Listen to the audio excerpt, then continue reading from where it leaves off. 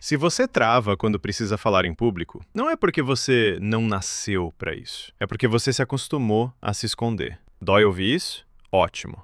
Porque é exatamente esse desconforto que você evita toda vez que baixa a cabeça, fala baixo ou deixa outra pessoa assumir o lugar que deveria ser seu.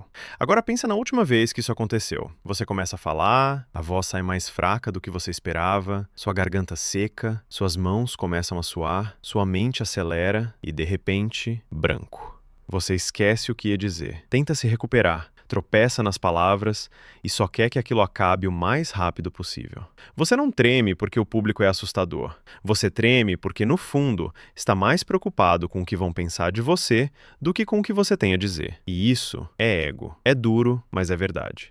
Você entra numa sala, começa a falar e sua mente não está focada na mensagem. Está focada em você. Será que estou estranho? E se eu errar? E se rirem? Percebe o problema?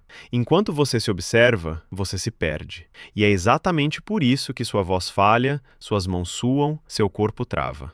Não é falta de capacidade, é excesso de autoconsciência. Agora deixa eu te falar algo que você provavelmente nunca parou para pensar. Ninguém se importa tanto com você quanto você acha. As pessoas estão ocupadas demais pensando nelas mesmas, assim como você.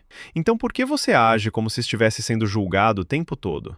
Porque o medo de julgamento não aparece só quando você fala em público. Ele já está controlando sua vida faz tempo. Você evita levantar a mão, evita dar opinião, evita se expor, evita até tentar.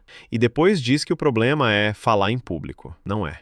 O problema é que você está pensando demais e agindo de menos.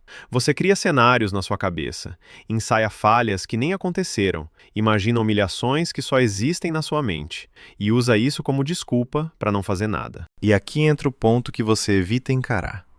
Você se engana. Você chama isso de cautela, de estratégia, de esperar o momento certo. Mas isso tem um nome mais honesto: fuga.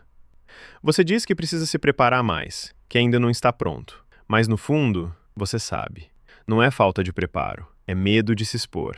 E quanto mais você alimenta esse auto-engano, mais você se prende. E quanto mais você se prende, menos você age. E quanto menos você age, mais você acredita que não consegue. É um ciclo. Você foge e sente alívio. Acha que resolveu, mas o medo cresce e na próxima vez, piora. E quanto mais você pensa, mais você trava. E quanto mais você trava, mais você confirma a mentira de que não consegue. Esse ciclo está te mantendo pequeno. E tem uma parte disso que dói ainda mais. Não é só sobre você travar. É sobre ver alguém menos preparado do que você, falando com confiança, sendo ouvido, sendo levado a sério, enquanto você fica em silêncio. E sabe o que é pior? Você sabe que poderia ter feito melhor. E aqui vai outra verdade que pode incomodar. Essa vergonha que você sente não te protege, ela te limita. Vergonha não te mata, mas te mantém exatamente onde você está, invisível, esquecido, substituível. Agora deixa eu te mostrar até onde isso vai se você continuar assim. Você entra em uma reunião, tem uma ideia melhor que todo mundo ali, mas fica quieto. Alguém fala algo mais ou menos e leva o crédito. Você sai com aquela sensação presa na garganta. Eu devia ter falado, mas não falou. Dias viram semanas, semanas viram anos, e a sua vida começa a ser construída em cima de tudo que você não disse. Agora pensa comigo, se você continuar assim por mais 1 ano, 3 anos, 5 anos, onde você vai estar? Ainda calado, ainda travado, ainda assistindo a vida dos outros acontecer. Você vê pessoas menos preparadas crescendo, vê oportunidades passando, vê portas se abrindo, mas não para você. Não porque você não tem capacidade, mas porque você não aparece. Esse é o fundo do poço que ninguém te mostra. Não é um fracasso explosivo. É uma vida silenciosamente mediana, sem destaque, sem voz, sem presença. Agora presta atenção nisso. Você pode continuar nesse caminho ou pode criar uma versão completamente diferente de você. Uma versão que começa pequena, mas cresce. Uma fala vira 2, 2 viram 5, 5 viram 10. E quando você percebe, aquilo que te travava virou normal. Mas isso exige uma coisa que você ainda não fez: mudar quem você acredita que é. Porque isso não é sobre aprender a falar, é sobre se tornar o tipo de pessoa que fala. Porque enquanto você se vê como alguém que trava, alguém que não leva jeito, alguém que não nasceu para isso, você vai agir exatamente assim, e nada muda. Mas no momento em que você decide, eu sou o tipo de pessoa que se expõe, mesmo que ainda não seja verdade, seu comportamento começa a mudar, e é isso que cria resultado.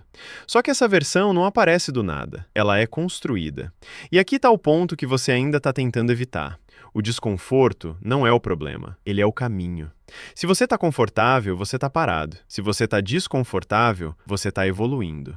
Mas você continua fugindo disso. E toda vez que você foge, você reforça o medo.